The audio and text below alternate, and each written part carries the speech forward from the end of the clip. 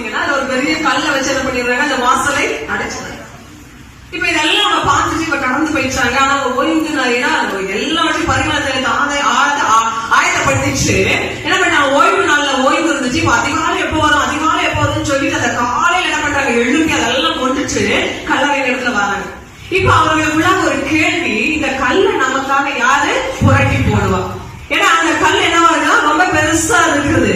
இன்னைக்கு நம்ம பெண்களாய் கடந்து போகிறோம், இந்த கல்லை நமக்காக யார் புரட்டி போடுவா? இவங்க பேசிக்கொண்டே போகிறாங்க. இந்த 16 நீங்க தொடர்ந்து நீங்க வாசித்தீங்க அப்படின்னு சொல்லி சொன்னா, இவங்க பார்க்கும் பொழுது கல் என்ன பண்ணப்பட்டதுதான், புரட்டி தள்ளப்பட்டிருந்தது.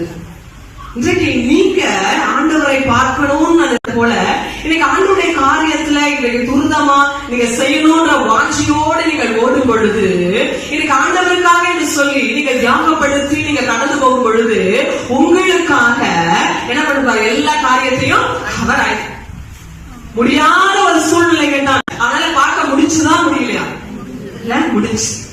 அப்ப இன்றைக்கு நீங்க என்ன பண்ணக்கூடாது, நம்ம நம்முடைய வாழ்க்கையில் நம்ம சாக்கு போக்கு நம்ம சொல்லுகிறவர்களா இருக்கக்கூடாது. 3வது நீங்க அதுல வாசித்தீங்க 19